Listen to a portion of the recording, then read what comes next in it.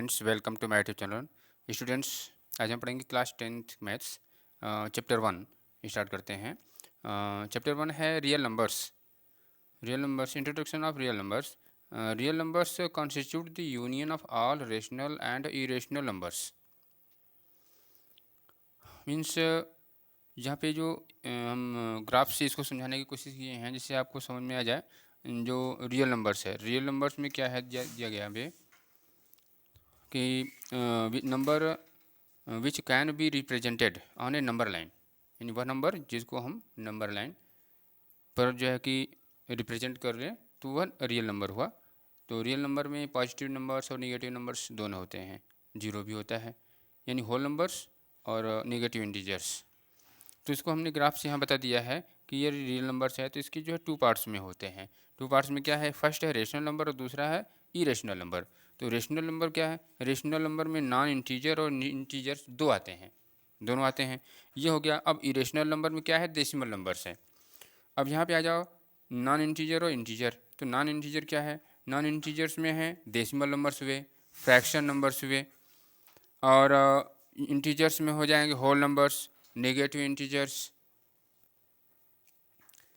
बातें हैं decimal number. तो डेसिमल नंबर में भी जो है कि टू पार्ट्स हो गए आपके, एक हो गया डेसिमल जो है टर्मिनेटिंग, और एक हो गया नॉन टर्मिनेटिंग और रिपीटिंग। तो यहाँ पे टर्मिनेटिंग में देखेंगे कि पॉइंट के बाद जो है 3, 2, 1, 5, इसके बाद जो है कि डॉट डॉट भी नहीं है, यानी नंबर इसके बाद नहीं होगा। और नॉन टर्मिनेटिंग और रिपीटिंग मतलब है कि पॉइंट के बाद यहाँ पे एक ही नंबर रिपीट होगा बार बार। ठीक है, आ जाते हैं हम होल नंबर्स। होल नंबर में क्या है, होल नंबर में जीरो और नेचुरल नंबर। जीरो से यदि स्टार्ट हो रहा है तो वह होल नंबर पढ़ा जाएगा। अगर जीरो नहीं लिखा जाता है, केवल 1, 2, 3, 4 लिखा जाएगा तो क्या हो गया, नेचुरल नंबर। अच्छा, एक है इसके बाद इंटीजर्स में, एक तो होल नंबर, एक हो गया निगेटिव इंटीजर। तो होल नंबर मतलब जो जीरो से स्टार्ट हो गया 1, 2, 3, 4, या पॉजिटिव नंबर, और या निगेटिव नंबर -1, -2, -3, -4 आगे। और इरेशनल नंबर में डेसिमल है, तो डेसिमल में नॉन टर्मिनेटिंग और नॉन रिपीटिंग नंबर। मतलब यह है कि पॉइंट के बाद वह नंबर्स होने चाहिए जिसका मतलब कोई अंत नहीं है, और यहाँ पे किसी भी नंबर का रिपीटिंग नहीं है, कोई भी नंबर रिपीट नहीं हो रहा। ठीक है, यह आगे आगे बढ़ते हैं, हम देखते हैं कि थ्योरम इसी चैप्टर्स में है। थ्योरम आपका फंडामेंटल थ्योरम है, फंडामेंटल थ्योरम ऑफ अर्थमेटिक। तो ये क्या है, यहाँ पे दिया गया कि every composite number can be expressed factorise as a product of prime and this fraction is unique. ठीक, apart from a order in which the prime factors occur.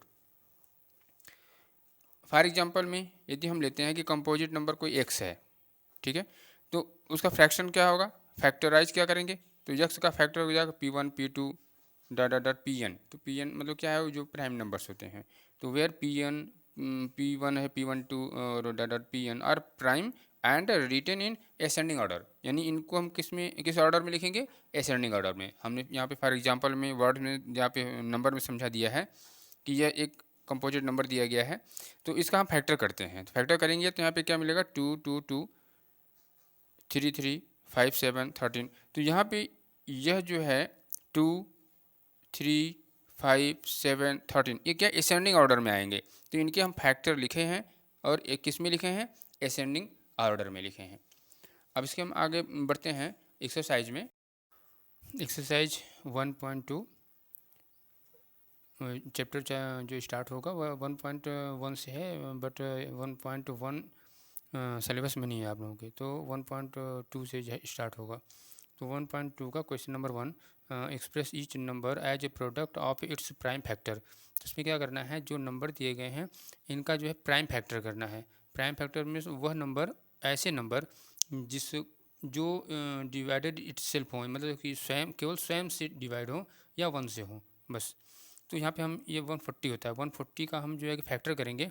तो पहले क्या होगा, सिंपल के लिए कर देंगे 20 × 7, तो यह हो गया। अब यहाँ पे 20 का फैक्टर करेंगे 4, 5, 7। तो यहाँ पे हम दो प्राइम नंबर मिले हैं और ये प्राइम नंबर नहीं है, तो इसको हम करेंगे 2 × 2 × 7, 5 और × 7, तो 2, 5, 7, यानी ये क्या जो है इंक्रीजिंग ऑर्डर में। अब इसी तरह से ये आंसर इसका हो जाएगा। अब 156, तो 156 का फैक्टर करते हैं, तो हम फैक्टर कर देंगे यहाँ पे 156 का, तो 2 × 2 × 3 × 13, तो यह असेंडिंग ऑर्डर में हो जाएगा और प्राइम नंबर हो जाएगा। तो इस तरह से अब आगे का क्वेश्चन जो है कि आप लोग सेम करिए, question 3rd 4th and 5th। अगले क्वेश्चन के लिए मिलते हैं अगले वीडियो में, तब तक के लिए good bye. Question number 2, find the LCM and SCF of this following pairs of integers and verify that LCM multiply SCF equal to product of the two numbers। Numbers दिए गए हैं फर्स्ट पार्ट में 26 and 91।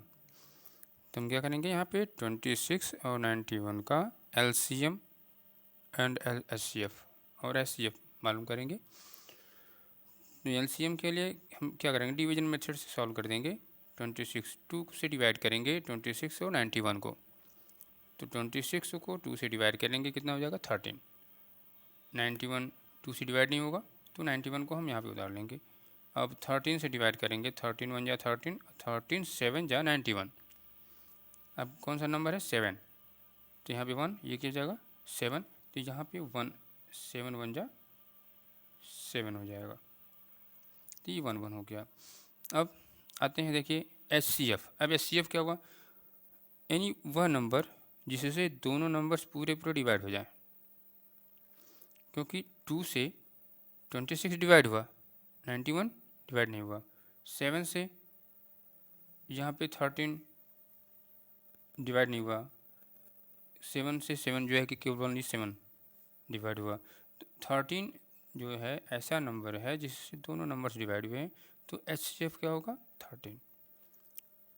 ठीक है, तो LCM 182 हमने multiply कर दिया और HCF 13। अब यहाँ पे वेरीफाई क्या करना है कि LCM multiply HCF equal to product of the two numbers. Two numbers कौन से हैं 21 एंड 91। अब LCM 182 एंड HCF 13 मल्टीप्लाई करेंगे। यहाँ पे 26 और 91 को मल्टीप्लाई किया तो कितना हो गया 2366। यहाँ भी 2366। ये वेरीफाई हो गया क्योंकि left hand side equal to right hand side, ठीक है, आंसर हो जाएगा। अब सेकंड पार्ट हम देखते हैं यहाँ पे।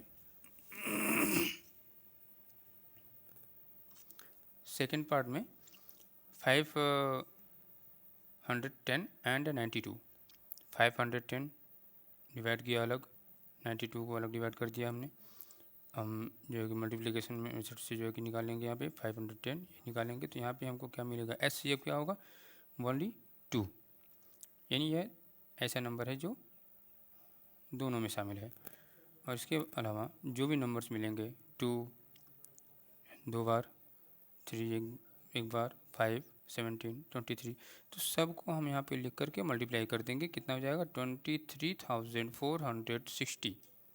ये क्या हो गया LCM और HCF क्या हुआ 2।